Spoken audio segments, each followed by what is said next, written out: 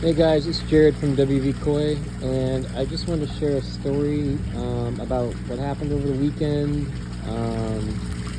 We were out of town on a little family trip, and I left my stepdaughter in charge of taking care of everything.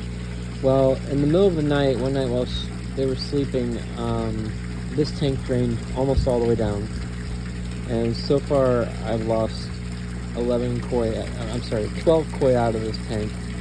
These are mostly males, but I lost everything that was basically over 12, let's say 14 inches long, and even a couple that were under. And I have a couple that are not doing well as a result. They're getting some columnaris, so I've already put some nitrofurazone in here. In an attempt to save a couple of that Guinea Chago right there. You can see the tail all messed up. He's got some white spots developing on him as well. I also have a Dainichi Showa male in here that's also not doing well.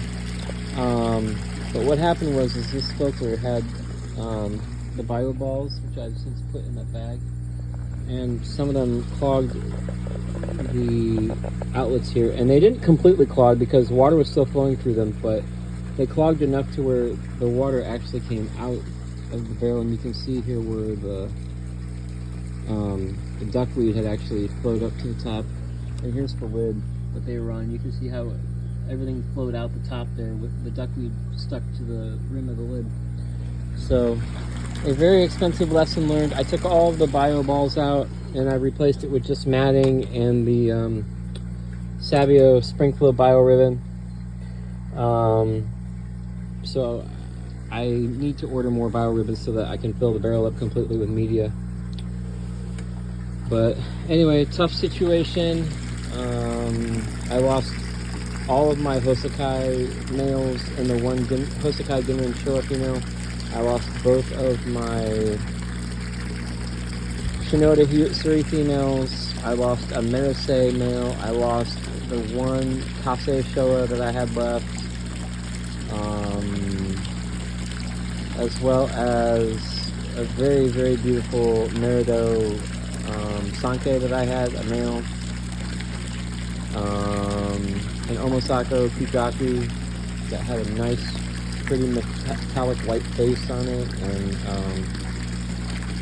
I'm trying to remember what else, but a Merisei male Showa as well. So hopefully these last two that are struggling will survive. I will be redosing with nitrofurazone tomorrow, along with a partial water change, but everybody else seems to be okay at this point. I don't know whether the Ginrin Chagoi and the Dainichi male Showa are going to make it, but we can only hope for the best at this point and hope the nitrofurazone does its job. But you can clearly see, if you look at the fish closely, the ones that were affected, you can see columnaris developing on them. And they were perfectly healthy going into the weekend, so it was kind of tough, but it was a tough pill to swallow, but we'll make it, and we have learned another lesson from this experience, so, which is always valuable, and I'll take it even though it was learned the hard way. I know ways to make my filtration more resilient and more fault tolerant. I'm probably also going to include an extra drain on the top here, like an overflow drain, so in case that happens again for any other reason, the water will still have a way of escaping. Yeah, that's all I can think of at this point, but anyway, if you have any comments or suggestions, I'm all ears, and hope to hear from you soon. Thank you.